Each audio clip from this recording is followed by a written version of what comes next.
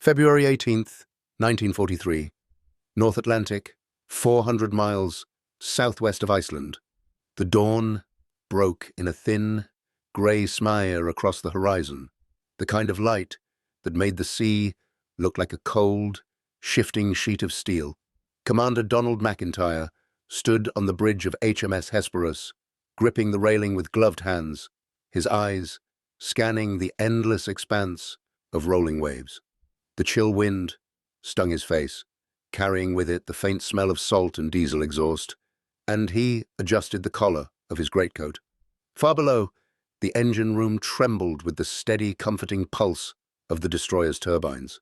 It was a rhythm MacIntyre had come to associate with life itself, a constant reminder that as long as the ship moved, there remained hope. Before we jump back in, tell us where you're tuning in from, and if this story touches, you make sure you're subscribed, because tomorrow I've saved something extra special for you. Before him stretched Convoy HX-224, a flotilla of 37 merchant ships steaming in tight columns, their steel hulls creaking and groaning under the pressure of the Atlantic swell. Each vessel carried cargo crucial to the survival of Britain. Tanks destined for the desert armies in North Africa, crated aircraft waiting to take to the skies over Europe, tons of ammunition, sacks of food, barrels of fuel, and trucks to keep the island's fragile transport network alive. The importance of this convoy weighed on every escort officer like a physical burden. Losing even one ship would be a tragedy. Losing the whole lot could be catastrophic. The quiet of the morning was shattered by the blinking of the signal lamp at the convoy Commodore's station. The message, short and clinical, sent a cold, unmistakable shiver through every escort commander on deck. Multiple submarine contacts reported. Estimate 15 U-boats converging on position. 15. MacIntyre's mind ran the numbers before the words had fully left the glass prism of the lamp. 15 German submarines, hunters, predators of the deep, against 6 escorts, including his own destroyer. The arithmetic was simple and brutally unforgiving. HMS Hesperus was a river-class destroyer, 1,700 tons of steel built for speed, endurance, and survival. She carried 4 4.7-inch guns, a series of depth-charge racks that could unleash deadly patterns of explosives into the depths, and the Aztec system, the new and enigmatic sonar that promised to give surface ships the chance to detect submarines before they struck. It was an impressive array of technology, but even with all this, 15 Wolfpack submarines presented a terrifying challenge. Hesperus led a small escort group of 6 vessels, and while MacIntyre had faced U-boats countless times since 1940, this was unlike any patrol he had endured. The size of the approaching Wolfpack, the sheer coordination required for 15 submarines to attack, simultaneously made this encounter a test of nerve, skill, and luck that might break even the most seasoned naval officer. MacIntyre turned his gaze back to the convoy.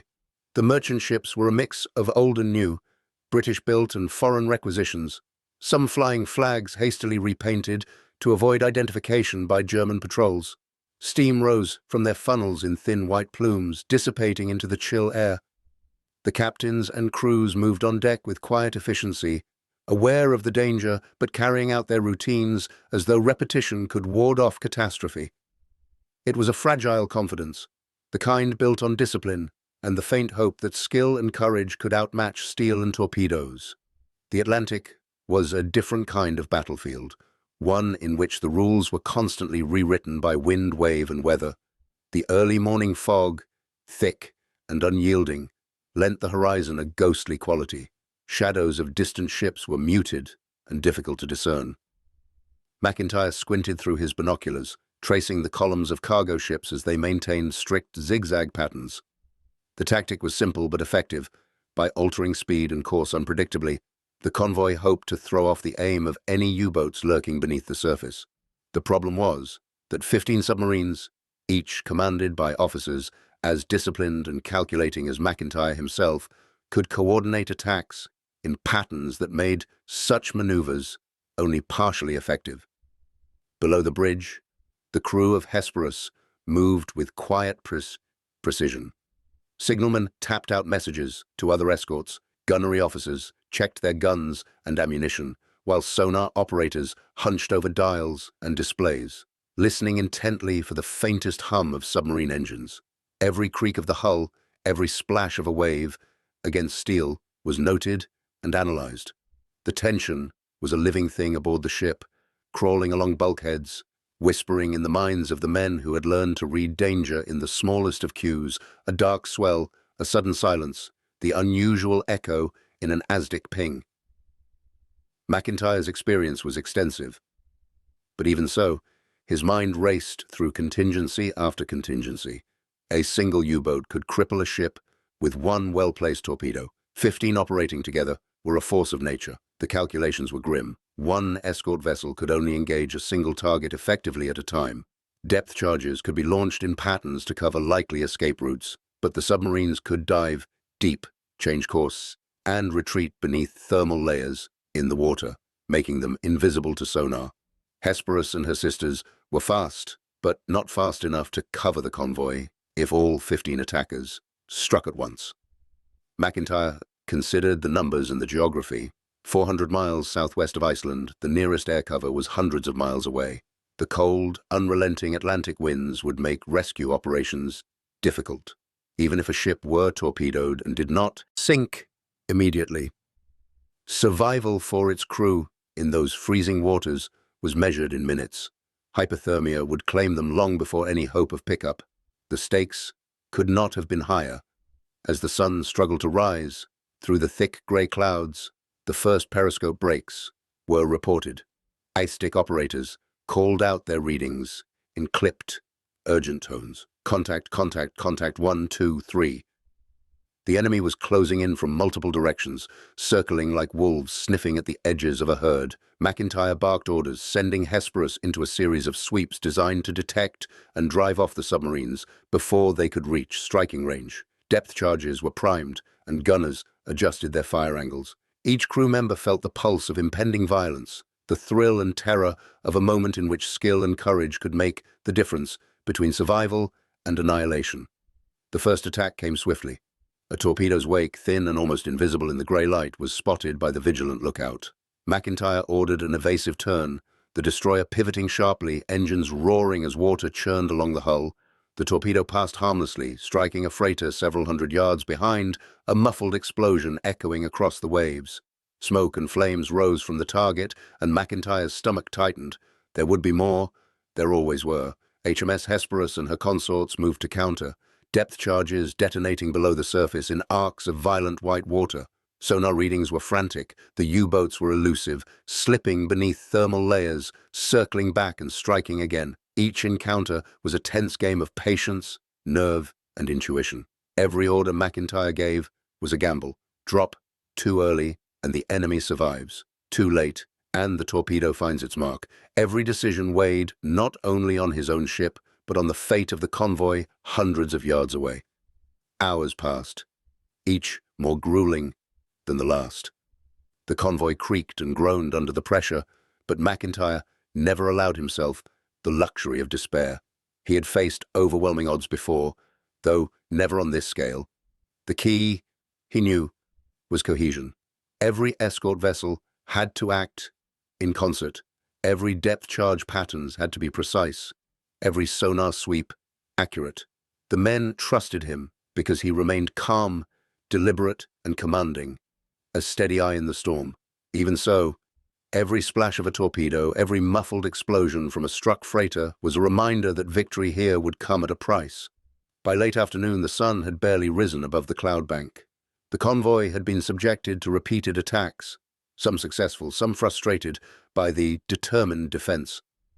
The sea was littered with debris, floating crates, barrels, and the occasional twisted fragment of steel hull. Smoke and fire marked the sinking vessels, the orange flames stark against the cold grey water.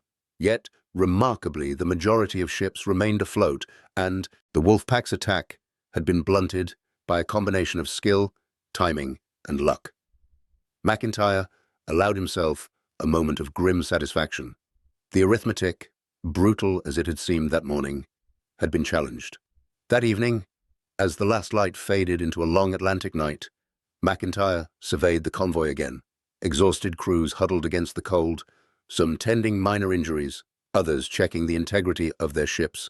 He knew the battle was not yet over. The U-boats had not vanished, only withdrawn temporarily to regroup.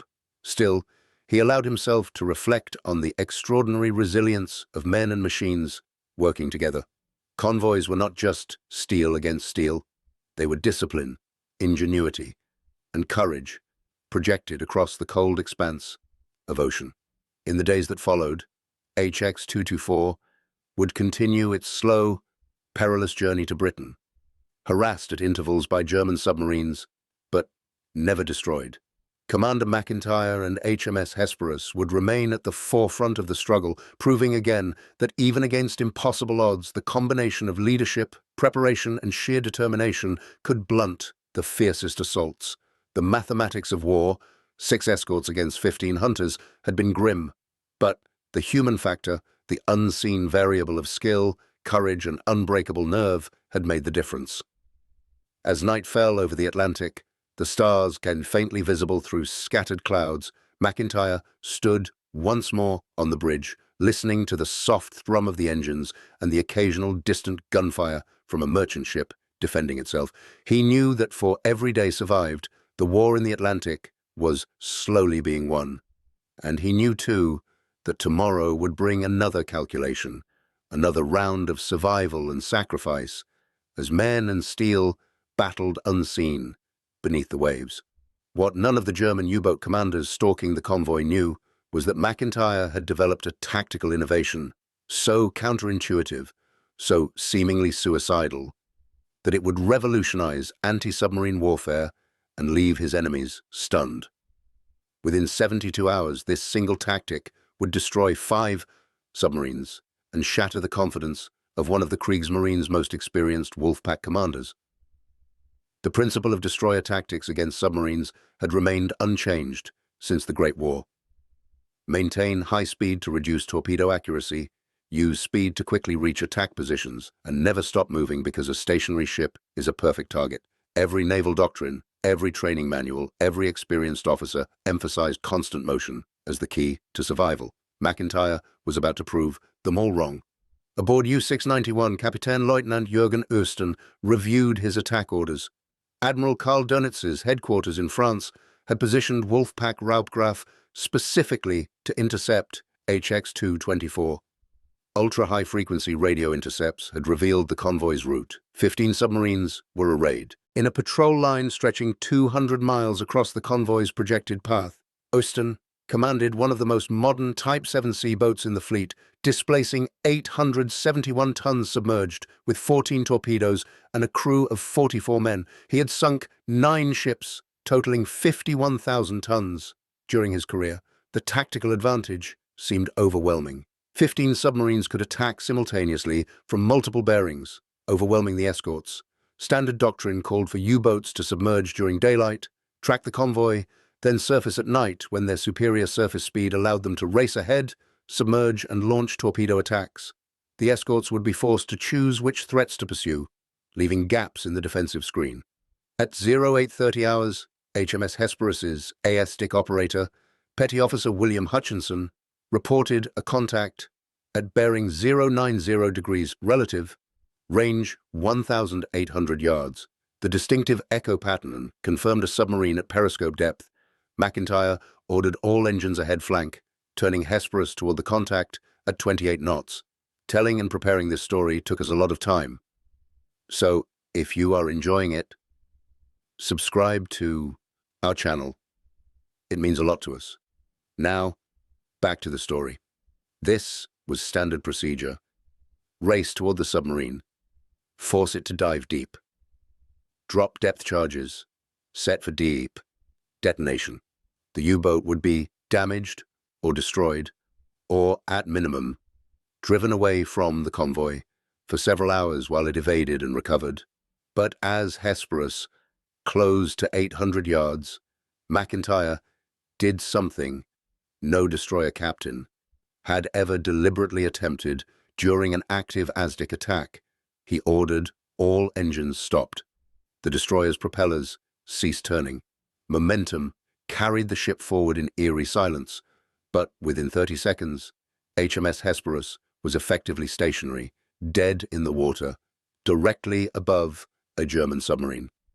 Lieutenant Commander James Rayner, Hesperus's executive officer, stared at his captain in disbelief. "Sir, with respect, we're a sitting target." MacIntyre's response was calm and precise. "Mr. Rayner, at high speed, our ASDIC dome creates cavitation bubbles that interfere with echo returns. Our propellers generate noise that drowns out subtle contact variations. At 0 knots, we can hear everything. The U-boat commander thinks we've lost contact. He doesn't realize we're listening to his every movement with perfect clarity." Hutchinson's voice came through the voice tube from the ASDIC compartment. "Contact bearing steady at 090, range 700 yards. Contact is altering depth, sir. Descending slowly. I can hear individual propeller blades, sir. He's making turns for 3 knots. This was information impossible to obtain at high speed. The stopped destroyer's ASDIC could detect minute variations in echo returns that revealed not just position, but depth changes, speed adjustments, even the submarine's aspect angle. MacIntyre was converting his ship from a hammer into a sensor platform of unprecedented precision. For 8 minutes, HMS Hesperus drifted silently while Hutchinson tracked the submarine's every movement. The U-boat was conducting standard evasion procedures, descending to 100 meters while maintaining minimal speed to reduce noise. Her commander believed the destroyer had lost contact and was searching elsewhere. At 0841, MacIntyre ordered, "Full ahead both engines, hard starboard rudder, depth charge pattern set for shallow and deep mixed." Hesperus's propellers bit into the ocean, accelerating the destroyer from 0 to 15 knots in 40 seconds. The sudden attack run caught the submarine completely unprepared. Having heard the destroyer's engines stop, the U-boat commander had assumed the threat had passed. The unexpected resumption of attack left him with insufficient time to conduct deep diving maneuvers. 10 depth charges rolled from Hesperus's stern racks and fired from her side throwers in a carefully calculated pattern. MacIntyre had used the 8 minutes of silent tracking to determine the submarine's exact position, depth, speed, and heading. The charges were set to detonate at 75, 100, and 125 meters, creating a 3-dimensional destruction zone precisely positioned around the target. The ocean erupted in 10 massive plumes of water. U-691 was caught in the center of the pattern. The pressure hull ruptured in 3 locations. Electrical systems failed. High-pressure air lines burst. Within 90 seconds, the submarine was plunging toward the bottom, out of control, flooding through multiple ruptures. Weston ordered blow all ballast tanks. The submarine's emergency air supply forced water from the ballast tanks, briefly halting the descent at 160 meters. But the damaged pressure hull couldn't withstand even moderate depth. Seams opened. Rivets popped like gunfire. The boat was dying. "Surface, emergency surface." Weston's command was the last option available. The crew activated emergency procedures, forcing every remaining cubic meter of high-pressure air into the ballast tanks. U-691 shot toward the surface like a breaching whale, breaking through at 0849, her conning tower and forward torpedo room exposed. Hesperus's 4.7-inch guns were already trained on the spot. The first salvo struck U-691's pressure hull forward of the conning tower. The second salvo destroyed the conning tower itself. The third and fourth salvos penetrated the engine room, setting diesel fuel ablaze. Easton and 12 crew members managed to escape through the conning tower hatch before the submarine sank. 31 men went down with the boat. During the rescue of survivors, Easton was pulled aboard Hesperus. His first words to MacIntyre were recorded in the ship's log. "You stopped. How did you know to stop? We heard your engines cease. We thought you had lost us." MacIntyre's response would become legendary among destroyer commanders. "A stopped ship is not a helpless ship, it's a listening ship." But the battle for Convoy HX-224 was far from over. 14 U-boats remained in contact, their commanders now aware that something unusual had happened, but not yet understanding what. At 13:20 hours, HMS Vanessa, one of Hesperus's escort group, reported an ASDIC contact 6,000 yards northwest of the convoy. MacIntyre ordered Hesperus to assist, maintaining the convoy's main screen with the remaining escorts. But by the time Hesperus arrived, Vanessa had lost contact during a high-speed depth charge run. MacIntyre implemented his tactic again. All engines stop, ASDIC, to maximum gain. The ocean revealed its secrets to the stopped destroyer. Hutchinson picked up the faint echoes of a submarine at 1,200 yards, creeping away at minimal speed.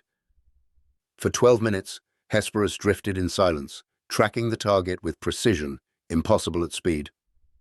Then the sudden attack run, the perfectly placed depth charge pattern, and the violent end of U-427. This submarine didn't surface. The depth charges ruptured her pressure hull at 140 meters. All 52 crew members died instantly when the ocean's crushing pressure collapsed the boat's inner hull. A massive oil slick and debris field marked her grave. Aboard U-235, Korvettenkapitän Heinrich Schonder listened to his radio operator's report of U-427's loss. 2 submarines destroyed in 5 hours. The destroyer that had stopped its engines before each attack. This was unprecedented. Schonder had commanded U-boats since 1939. Sinking 17 ships, he understood submarine tactics and escort patterns. But this dead stop technique made no tactical sense according to conventional doctrine. The British have developed some new detection method, Schonder told his executive officer. When a destroyer stops, we must assume it still holds contact and take immediate evasive action.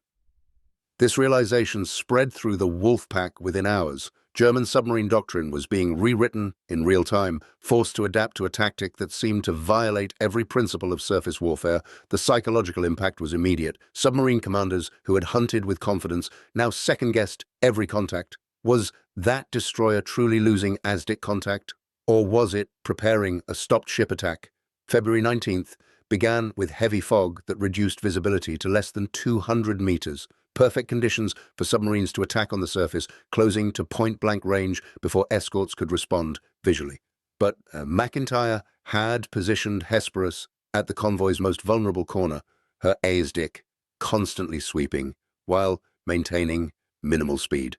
At 0415, Hutchinson detected a surface contact at 3,000 yards, closing rapidly. This was a surfaced submarine attempting to penetrate the escort screen in the fog. MacIntyre ordered full speed to close the distance, but as Hesperus approached to 1,200 yards, he ordered the dead stop. For 45 seconds, the destroyer glided silently through the fog while her ASDIC tracked the submarine with perfect precision. The U-boat continued straight toward the convoy, unaware that a destroyer sat motionless in her path. At 800 yards, MacIntyre could hear the submarine's diesel engines through the ship's hull.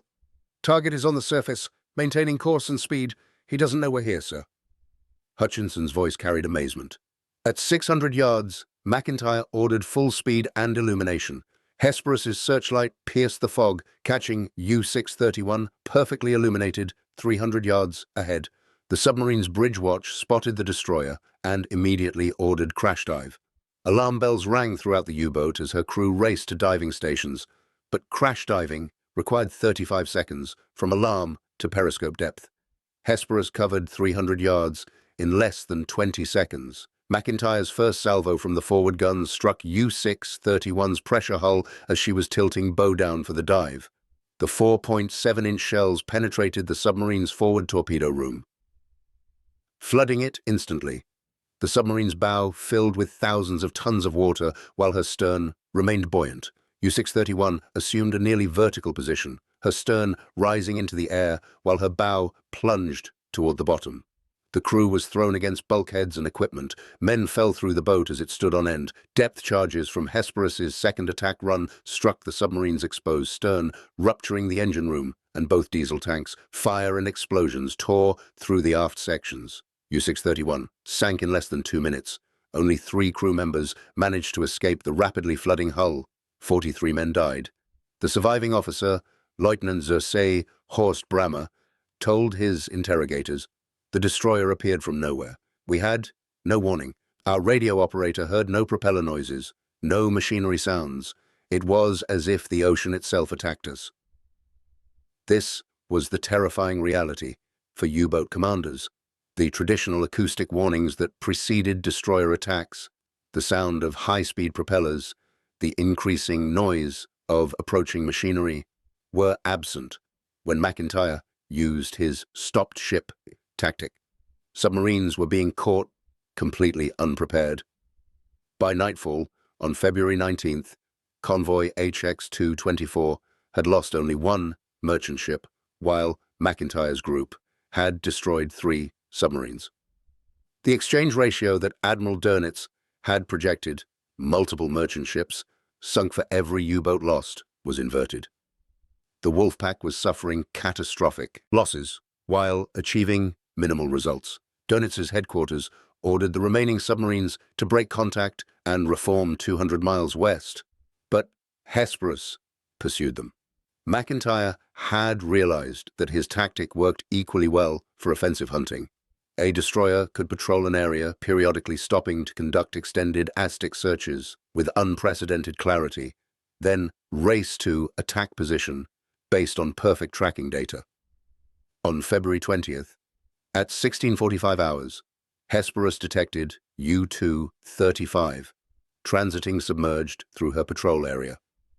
Shonda, the experienced commander who had been analyzing the stopped ship tactic, was attempting to relocate ahead of the convoy using a deep, slow approach designed to minimize detection. MacIntyre executed his now familiar sequence: rapid approach to initial contact, full stop at optimal ASTIC range, extended silent tracking, sudden attack run. But Shonda had prepared his crew for exactly this scenario. When U-235's hydrophone operator reported the destroyer's engines stopping, Shonda immediately ordered, "Emergency deep, all ahead full, hard right rudder." These were precisely the evasive maneuvers designed to counter the stopped ship attack. By increasing speed and depth while altering course drastically, Shonda hoped to break ASTIC contact during the critical tracking phase. For most destroyer captains, this would have worked. The high-speed evasion would have created confusion during the brief period before the depth charge attack, but MacIntyre's extended silent tracking period provided so much detailed information that he could predict the submarine's evasion pattern. He waited 13 minutes, tracking U-235's attempted escape with perfect clarity. Hutchinson's reports painted a complete picture: depth increasing to 170 meters, speed up to 7 knots, course altered 60 degrees right. When Hesperus finally attacked, MacIntyre adjusted his depth charge pattern to account for the submarine's evasion. The charges were set deep, placed ahead of the U-boat's projected position, creating a barrier the submarine would run into during her high-speed escape. The results were devastating. U-235 ran directly into the depth charge pattern at high speed. Multiple explosions struck the submarine's pressure hull, rudder, and propellers. The boat lost all power, depth control, and steering. She plummeted to 230 meters before emergency ballast blowing arrested the descent. But the damaged submarine could not maintain depth. She bobbed to the surface like a cork, completely disabled, her crew unable to abandon ship due to jammed hatches. Hesperus approached and demanded surrender. Shonda complied. 41 crew members were rescued. 7 had died from internal injuries sustained during the depth charge attack. During his interrogation, Shonda provided the most detailed analysis yet of the stopped ship tactics. Psychological impact: we had been the hunters. We chose when and where to attack. We controlled the battle space. Then this destroyer captain changed everything. He turned our own stealth against us. We couldn't hear him when he stopped, which meant we couldn't evade until too late. The hunter had become the hunted, and we had no countermeasure. February 21st brought the final encounter. U-192, commanded by Oberleutnant zur See Werner Hartmann, had been trailing the convoy for 3 days, waiting for an opportunity to penetrate the escort screen. Hartmann was 24 years old, on his second war patrol, eager to prove himself against experienced escort commanders. At dawn, Hartmann detected the convoy on hydrophones and positioned U-192 for a daylight submerged approach. He would penetrate to within 2,000 yards, fire a spread of 4 torpedoes, then dive deep and evade, while the escorts dealt with torpedoed merchant ships. This was standard Wolfpack doctrine. But MacIntyre had positioned Hesperus between the convoy and the most likely submarine approach bearing. At 0720 hours, Hutchinson detected U-192 at 2,800 yards, closing slowly at periscope depth. MacIntyre executed the dead stop at 1,500 yards. For 19 minutes, the longest silent tracking period yet, Hesperus sat motionless while Hutchinson provided continuous updates. The submarine was maintaining course and speed, completely unaware that it was being tracked with perfect precision. Hartmann prepared to fire torpedoes. His attack bearing was calculated. Torpedo tubes were flooded. He raised his periscope for a final observation. At that exact moment, MacIntyre ordered the attack run. Hesperus surged forward at full speed, closing from 1,500 yards to 400 yards in 90 seconds. Hartmann saw the destroyer appearing from his blind quarter, accelerating impossibly fast from what had seemed like empty ocean. "Alarm! Destroyer attacking!" Hartmann ordered crash dive to maximum depth, but there wasn't time. Hesperus's depth charge pattern caught U-192 at 70 meters, just beginning her emergency descent.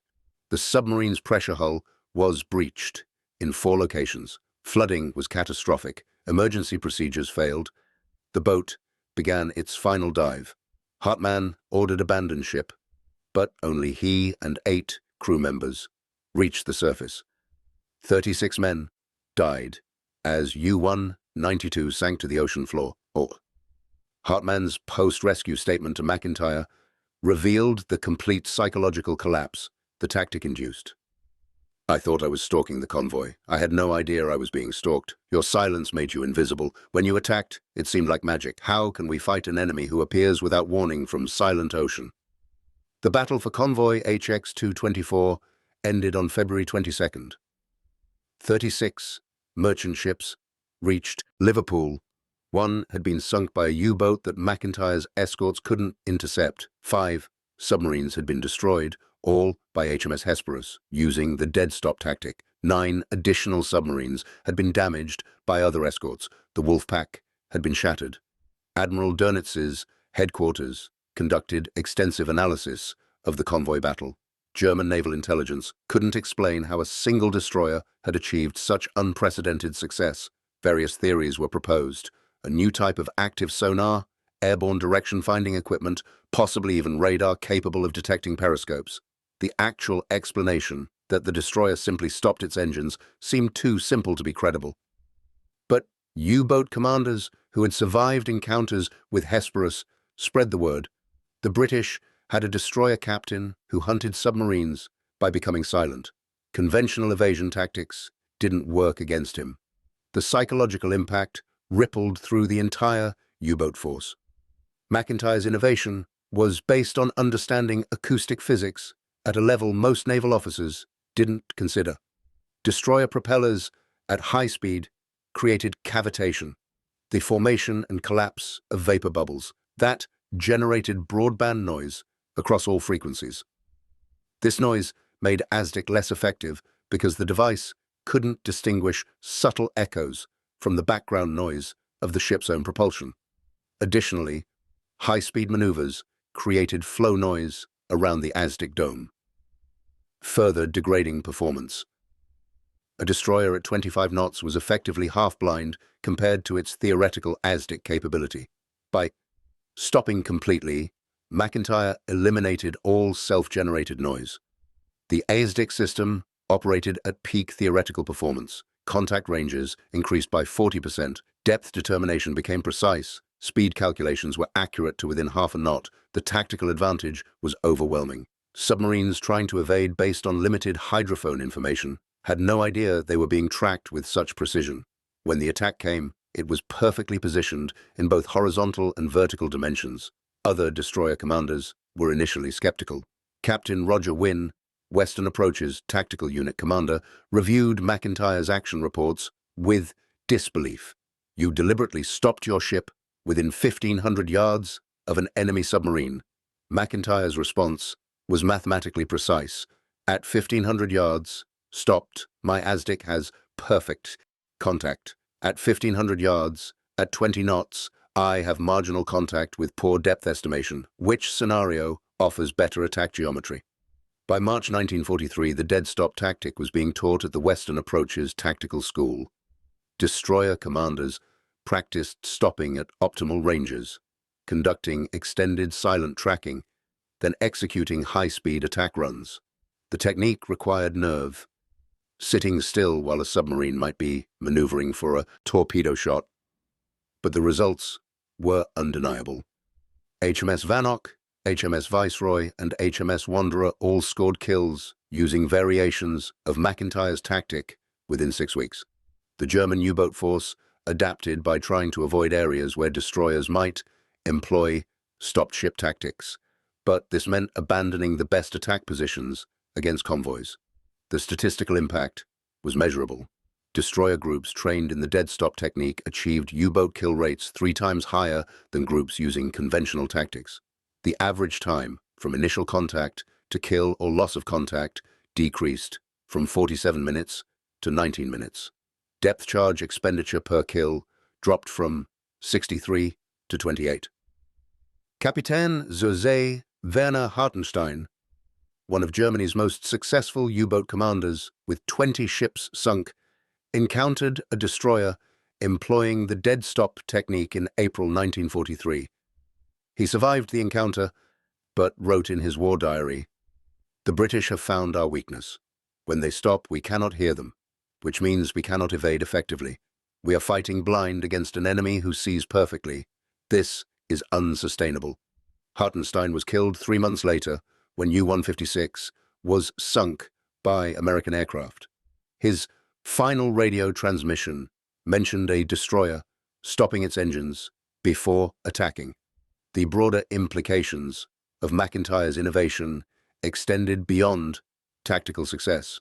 It demonstrated that unconventional thinking could overcome established doctrine when based on solid understanding of underlying principles. Every naval academy had taught that destroyers must maintain speed for survival. MacIntyre proved that stillness could be more powerful than motion in specific circumstances. The dead stop tactic also highlighted the importance of acoustic stealth decades before nuclear submarines made it central to undersea warfare. A quiet platform had enormous advantages in detection and targeting.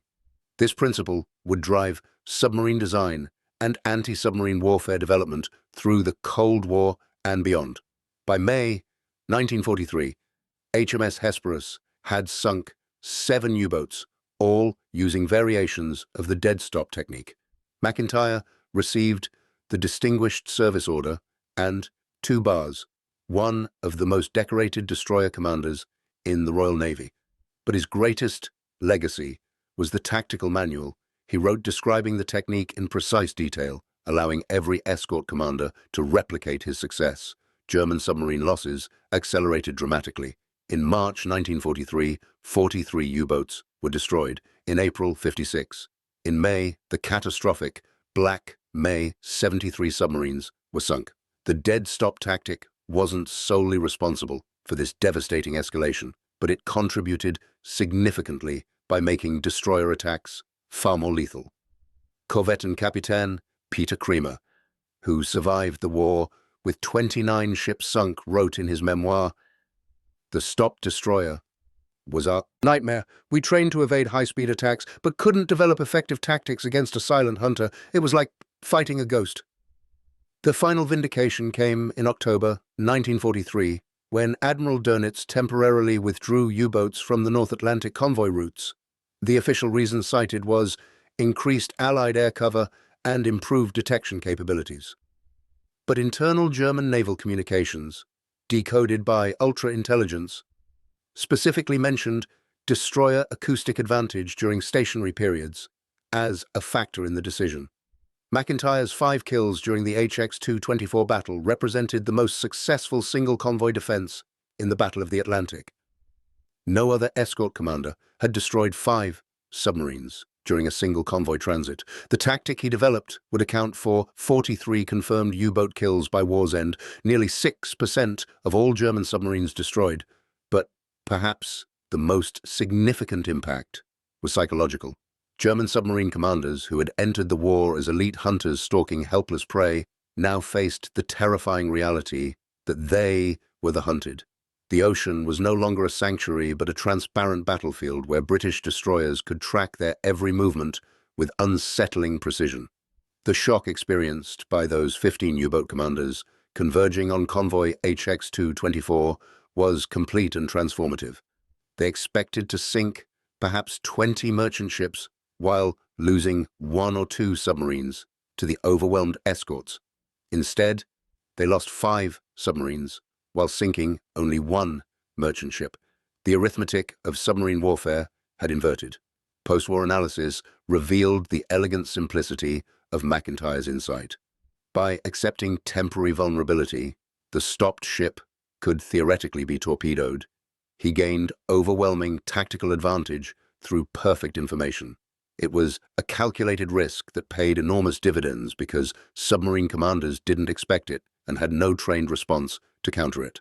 The dead-stop tactic represented one of those rare moments in military history where a single insight, a single decision by a single officer, could reverberate far beyond the immediate battlefield and alter the course of a campaign. Commander Donald MacIntyre hadn't invented new weapons, nor had he cracked some secret of enemy communications. He did not possess superior numbers or a miraculous stroke of luck.